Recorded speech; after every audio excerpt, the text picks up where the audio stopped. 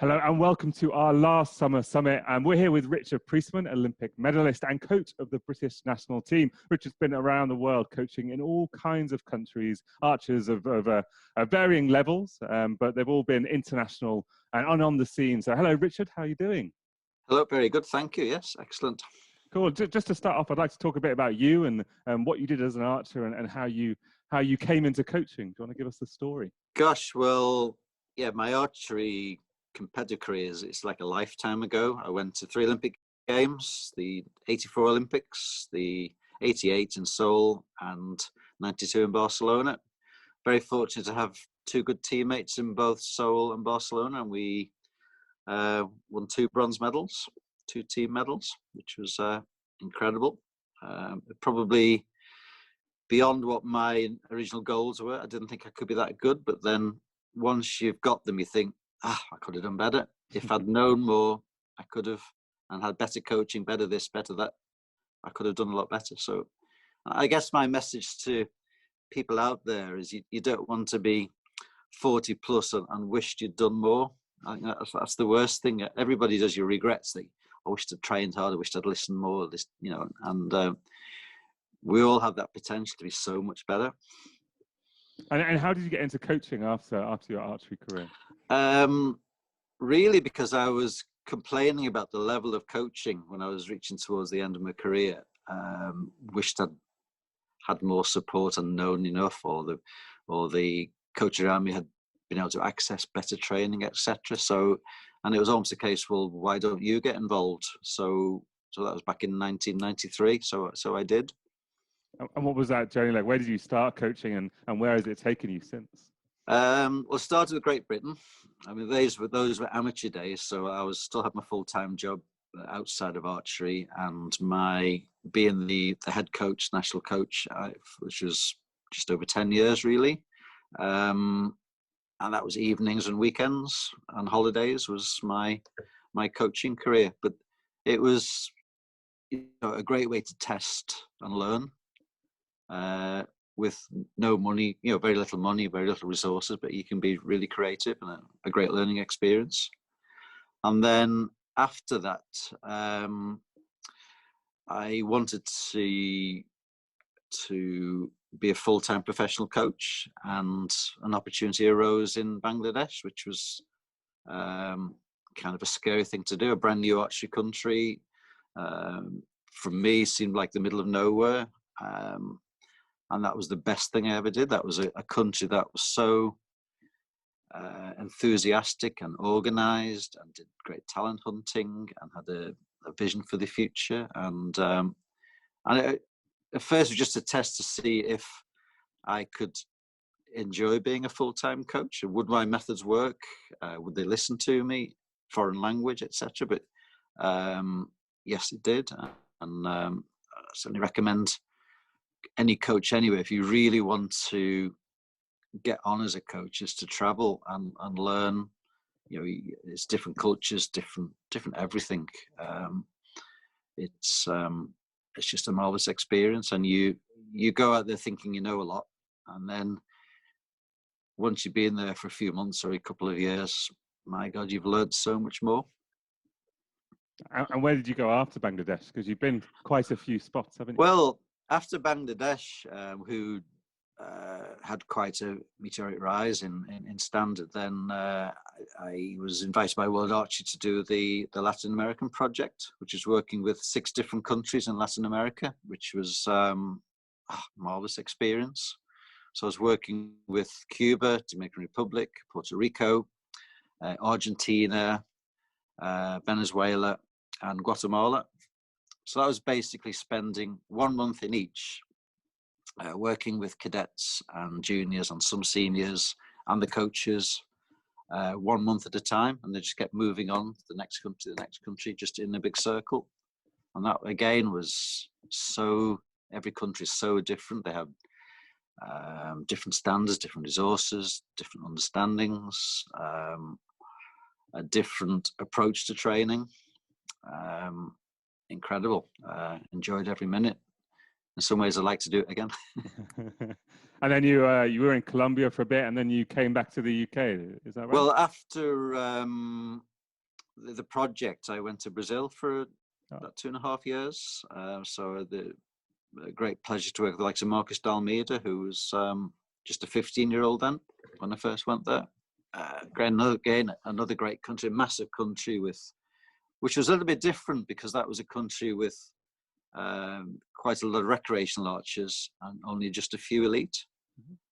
So a bit more of a Western kind of approach to their archery, whereas some of the other countries, there's virtually no recreational archeries and more just archers on a program.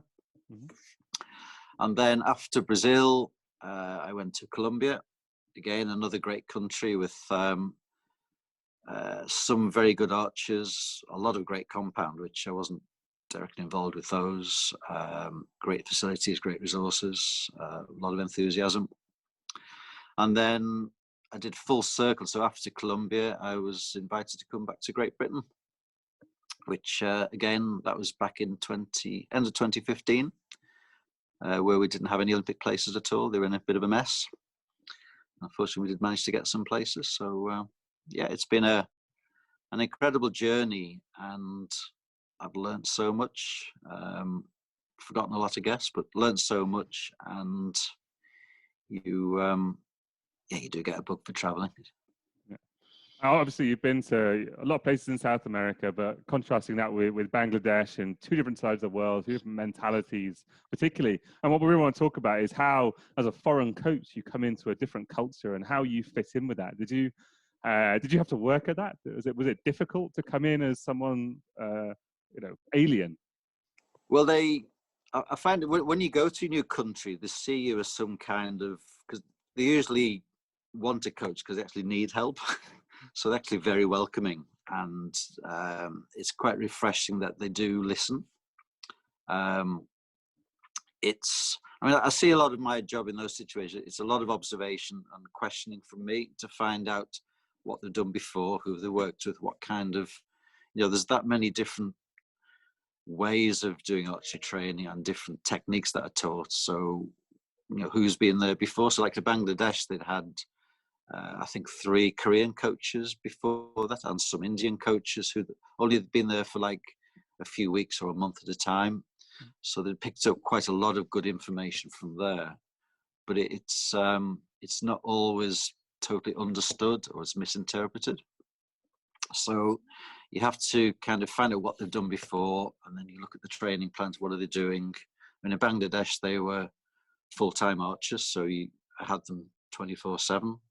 Which was brilliant. And it was just really understanding what the limitations were. You see what level they're at, and then how do we get them up to a higher level? What's stopping them do that? So I looked at the limitations, changed the training. What is clear, most countries that go to, the archery bow fitness is one of the biggest weaknesses that they have, the biggest limitation. Most of them understand reasonably how to shoot good, how to do good technique. They know how to do lots of things, but the actual nitty-gritty of the bow fitness is often quite lacking. So that's usually the big hit that I do when I go to a new country. Have you coached in the same way in all these countries you've gone to? Very similar, actually, because of bow fitness is a big thing for me, so I do a big hit on that. How to explain? Yeah, and I think I try to be a lot more personal with the archer. I think a lot of the countries, they've had more of a dictatorial kind of coaches that just tell them what to do. This is the way you have to shoot. And I find when you're going from culture to culture to culture, they can't always do it the same way. They need a different approach. If I go to Bangladesh, well, actually, it's a very there's kind of a military discipline about the way they approach things. So they actually do listen, and they will do everything exactly as you told you. So, for example, if I say in the morning to Bangladesh, go and shoot 5 meters to warm up, if I don't give them any more instructions, they'd still be there at lunchtime, and they won't have moved. They'll still be shooting 5 meters. If I go to I went to Guatemala, and there's quite a few sort of expatriate Germans there, and they were. If I say, "Well, go and shoot 5 meters," they say, "Well, how many hours do you want me to shoot? What do you want me to think about? What do you want me to do?" They want lots. They ask you lots and lots of questions back, and then if you go to Cuba, they're a lot more laid back, and they don't rush, and they take the time, and it's lovely hot weather, and why the big rush? Why do we have to do all this? And it's trying to engage them all to find, you have to try and motivate them all in a different way, and you have to kind of adjust to their wavelength. So more than just being an archery coach, it's understanding culture and the communication aspect with the archers. Yeah, and obviously I'm going to countries where I don't really speak the language. I mean, it's quite fascinating that as an Englishman, we're very fortunate that most people around the world speak a little bit of English. So it makes us quite lazy to learn languages, but and we almost assume that people can understand me. And I was talking with one boy in Bangladesh, and each week he was getting better, improving. And after about 3 or 4 weeks, I actually realized he didn't understand a word of English, but just by the inclination of my voice and the hand signals, I guess, and engaging him, he improved massively in a short time. So it's not about words half the time. It's about just your actions. Would you say you've got a lot better at that over time? Did that take time to learn and get that skill? Yeah, I think it's a lot of trial and error. If you can't get through to somebody, you have to keep trying different ways. Some countries you go to and they're quite suspicious of you, and it takes a little time to get the confidence. So you've got to. That's one of the reasons I as a coach, when you first go to somewhere new, how do you get the archers' confidence? Well, you've got to give them something, some actions that will immediately make them shoot better. So the way I do that is the bow fitness. I find if they get stronger and use the right kind of exercises, they will immediately shoot better. And then, they like, or I work a lot on the execution follow through, which I think a lot of archers often don't finish the shot properly. So they don't maximize the technique they've got. But if I teach them a better finish, their groups will be better and more consistent. So immediately in a few days, they are shooting better just because they're cutting down the mistakes. And then, of course, then they like you. Now you can get inside them and start to really build on whatever the limitations are.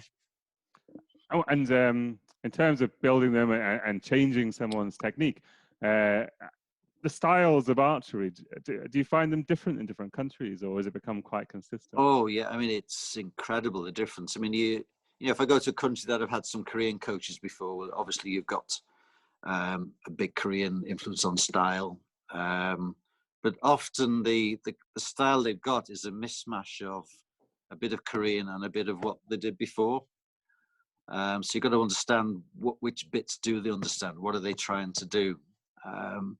One of the problems in these kind of jobs is you brought in and there'll be a major competition in 2 months' time or 3 months' time. So you haven't got time to make massive changes, and you're expected to get results like immediately. It's like when I came back to Great Britain, there was no Olympic places, so I had to get Olympic places within 5 months. So you can't just suddenly go back to the beginning and go back to light bows and stretch bands and retrain techniques. You've got to just make them better with what they've already got. Did you find that quite fun? Yeah, it's great. It's you have to be creative. You have to you have to study different kinds of techniques as well. So I have to have a really good understanding of how the Koreans use the bodies to make their technique, and how do they train them, and the psyche from that. And then you have to look at Bangladesh is very influenced by the Indians, so they have a slightly different psyche and they work on slightly different things.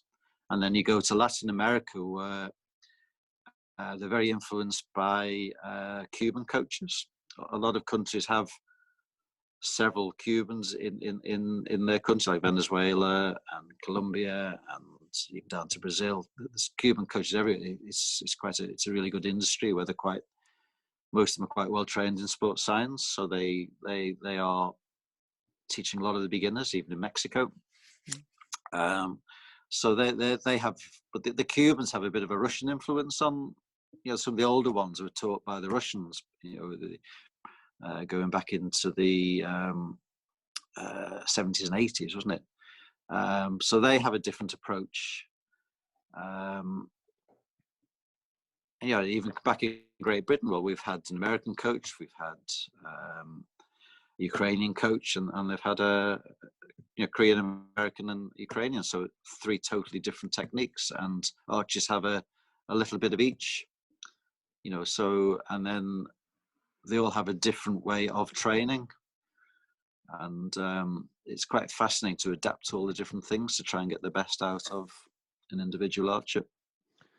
Obviously, the role of a head coach means a different thing in every place. When you're brought into a country with not a lot of resources, you're there to do everything. When you're in a country with a structure around it, have you found it difficult to adjust to those different roles, or have they been quite consistent? Yeah, of course it's different. And it's actually, if you go to a country where there isn't any structure, that's actually easy because you can actually influence everything and then try and find people who can do the roles that you want. If you go into a country that already got an infrastructure, they've already got domestic coaches, they've already got weight training guys, S&C guys, and physiotherapists, and sports psychs, and so on. So you have to work with different people, and they all have varying amounts of knowledge that you perhaps consider as good or not. Is it good for the archers what they're actually training them?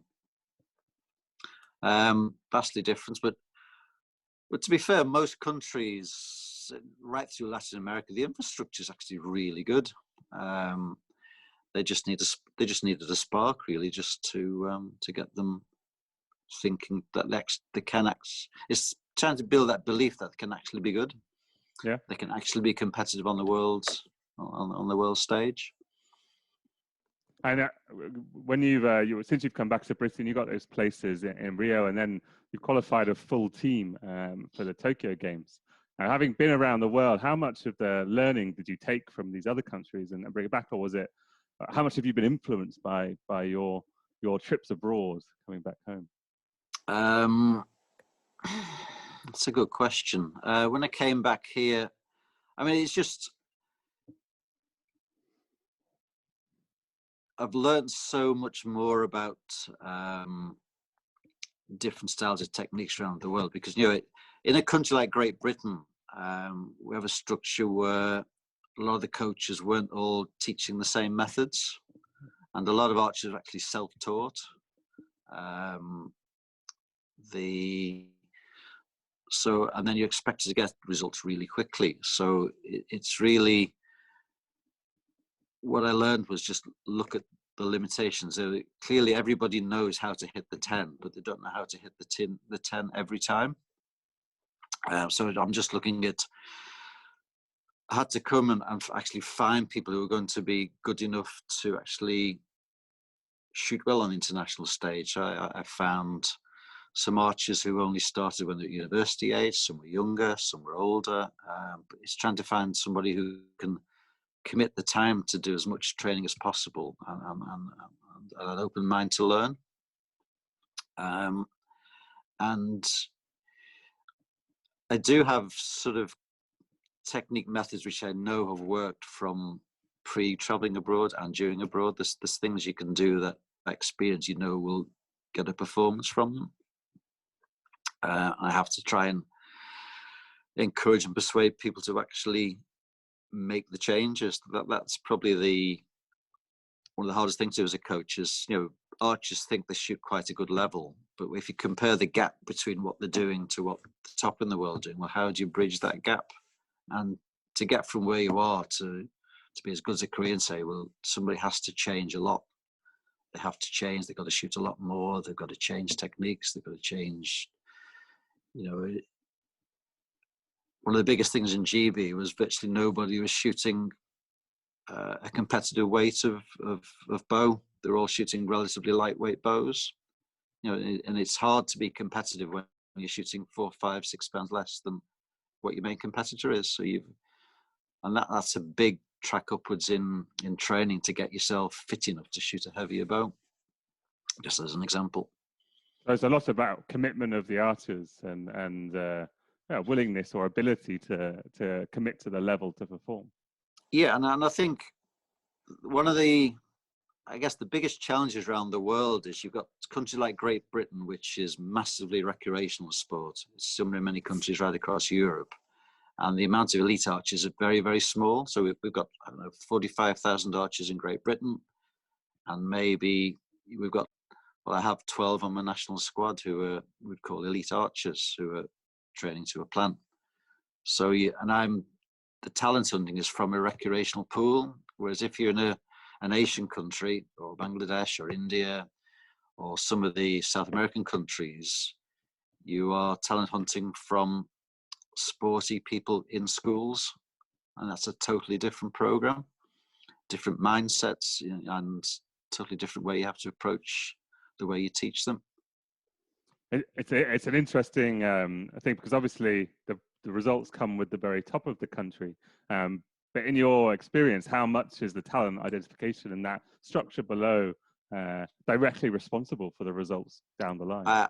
I think it's the most crucial thing. You know, we it's like most teams have a sports psychologist, and their job is to try and fix problems that you find with the archers. Well, if you can identify a suitable teenager with the right mindset, well, you haven't got to fix problems in the future. You've got this kind of open-minded, self-confident, coordinated kind of person that you're looking for, and it's a lot easier to get them to high level. It's much quicker.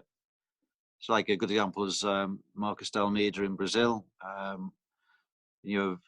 Such a great mind, and at 15 or 16, he was world class because he had no hang-ups, he had no failures from the past. He just wanted to hit the middle and didn't see why he couldn't hit the middle, so he did. Whereas when you have somebody who's come through up through the ranks as a recreational archer, they've had poor learning or misunderstandings of techniques and never trained enough and never did lots of things. So they've had years of not scoring particularly well. So it's very hard to convert all those consistent errors into being a wonderful elite archer. But it is possible, of course. Of course it is. I mean, it takes more time. The less efficient the country is, well, it just takes longer. You know, in a very disciplined country where you're starting with them very young, of course you can create a good archer in maybe 3 or 4 years, or even quicker in some cases if they're really talented. But in a more recreational kind of country, well, so for example in Great Britain, if I talent on somebody, I might have to spend 3 years trying to make the technique better and improve the fitness and improve the mindset while they're still in the team, which is really difficult. So you're demanding performances when they're not the finished product, and that puts a lot of pressure on them, and it's a big ask. Whereas if you can, you think of a Korean kind of system where they're taught from a very young age and they're not pushed into tournaments before they're ready, so they don't get all the hang-ups and all the disappointments and frustrations, and so by the time they reach the team, they're actually really good, and they've actually learned everything they need to know. As the Westerners and the South Americans, they're still learning while they're having to win a medal. There's pressures from all the NOCs and the federations that they need medals for funding. So the pressure's there, like, you need to win a medal in this next whatever it is. So it's tough on the archers and the coaches. So in your current role, are you trying to move it to more of a structure where you can have those people developing and a team that's performing, and there is that kind of progression, or is it just not possible? It's possible, but it's very slow to affect change in a country that has a. I mean, we have recreational archery in Great Britain, which is wonderful. It's a great club structure. There's a lot of enjoyment, and a lot of people don't even travel to competitions. And I would never want to change that kind of setup. It's fantastic, but we have to find archers that start in those clubs and find an effective stream for them to become an elite archer if that's what they want. We haven't got a system in Great Britain yet where there's any school structure, and that's certainly long term is what we need. If we're going to really be a successful country, we need to find the sporty kids before the other sports get them. But yeah, it takes time. It all takes time. I mean, I was very much self-taught, and it took me 20 years to shoot a decent score. It's way too long, and you're just repeating the same old mistakes time and time again. Whereas if you've got good coaching support, you don't fall into the trap of making all the mistakes. How much do you think you as one coach can make in a team and a country, or do you need a coach support around you and a network of coaches to really affect change? I think as one person, of course, it's hard. And you find some personalities, one person works, and then another person you can't get through to them. So you need more than one coach, support. You need to find ways to get through to different archers. As a coach, I need other coaches to talk to discuss archers. I need a mentor.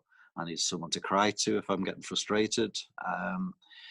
You need support around. You need a team, and then modern archery is so tough. You need a sports psych. So you need to work very close to the sports psych. So we're actually teaching the right things. Putting the right things into the archer's head. We need the S&C guy to teach the right exercises. Exercise for archery is changing rapidly with sports science. Lots of new ideas. So we have to keep almost inventing new exercises to do.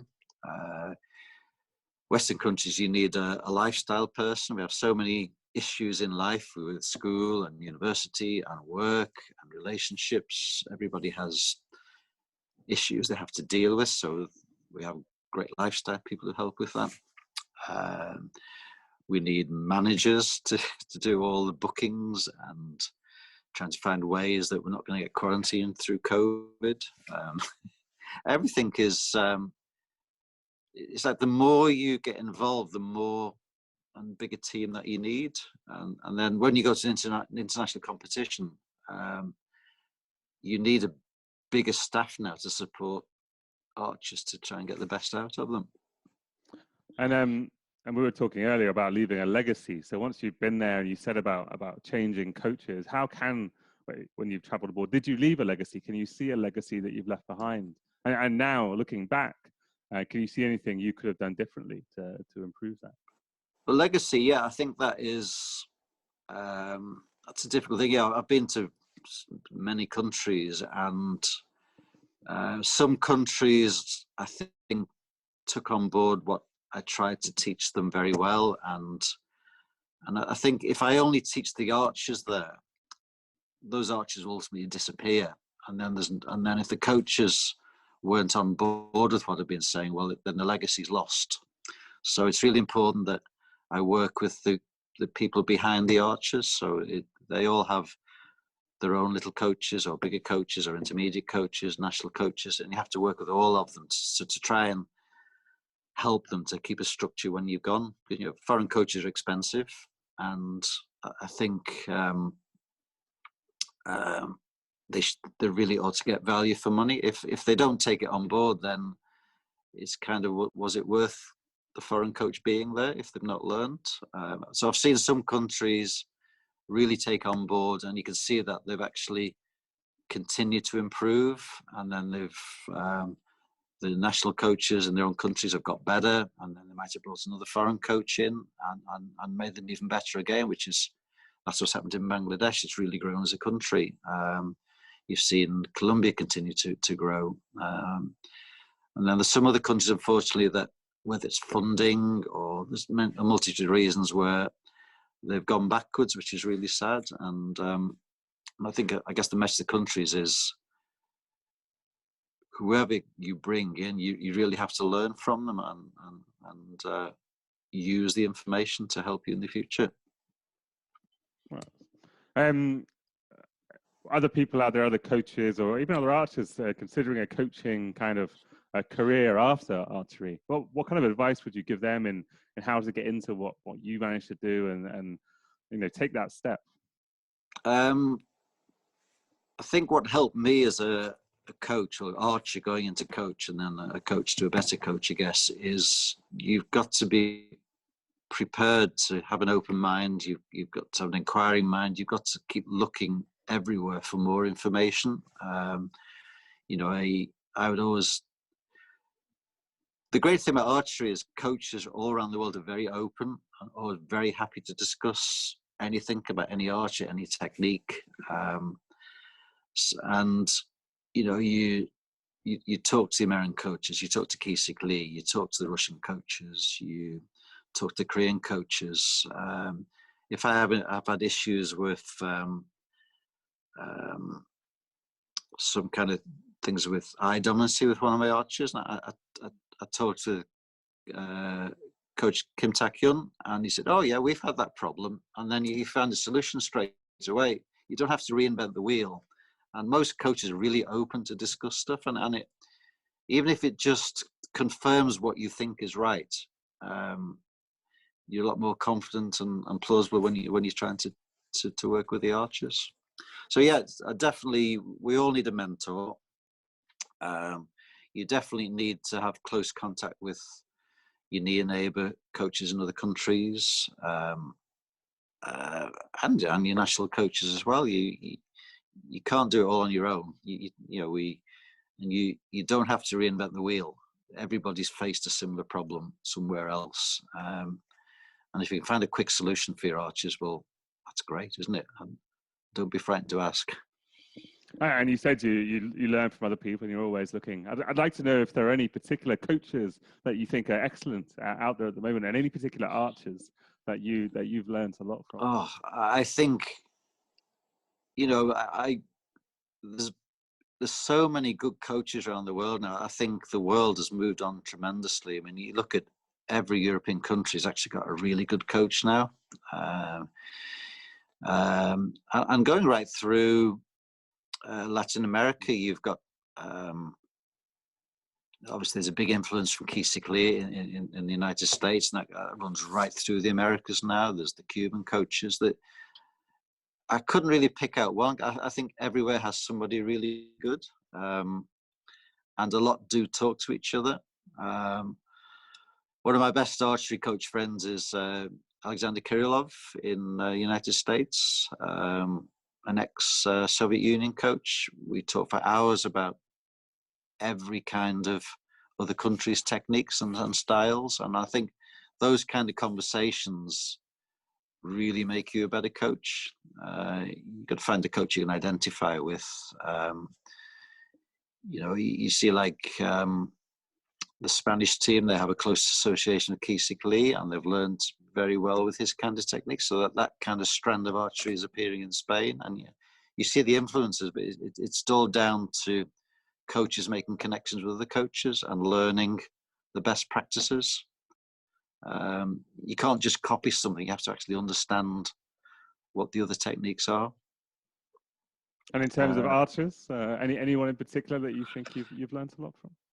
Archers.